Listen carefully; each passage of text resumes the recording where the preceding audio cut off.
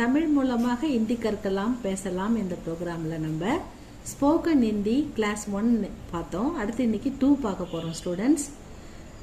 Last கிளாஸில் நம்ம மையில் ஒரு சென்டென்ஸ் ஆரம்பித்தா ஹூல முடியணும், தும்ல ஆரம்பித்தா ஹோல முடியணும் அப்படின்னு சம் எக்ஸாம்பிள் பார்த்தோம்.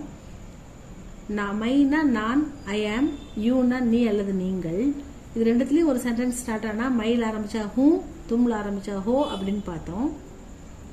तुम क्या करते हो? What do you do? நீ என்ன செய்கிறாய்? तुम कहाँ से आते हो? Where do you come from?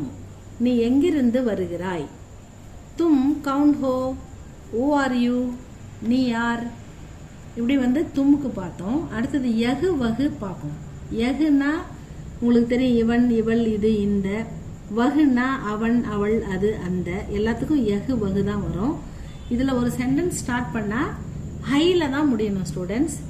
இந்த ஹூ ஹோ இதில் முடியக்கூடாது. யகு வகு இதில் ஸ்டார்ட் பண்ணால் ஹைல தான் முடியணும். யகு கவுன் ஹே, ஹூ இஸ் ஹி, இவன் யார். வகு கவுன் ஹே, அவன் யார்.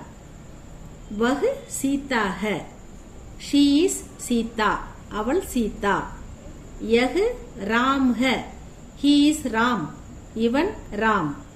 வகு அது, யகு இது, தட் திஸ். இதே மீனிங்ல தான் ஸ்டூடெண்ட்ஸ் வரும். வகு குத்தா ஹே, தட் இஸ் டாக், அது நாய். யகு காய் ஹே, திஸ் இஸ் கவ், இது பசு. இன்னைக்கு நம்ம மை ஹூ தும் ஹோ நேத்து பார்த்தோம். இன்னைக்கு யகு வகு பார்த்தோம்.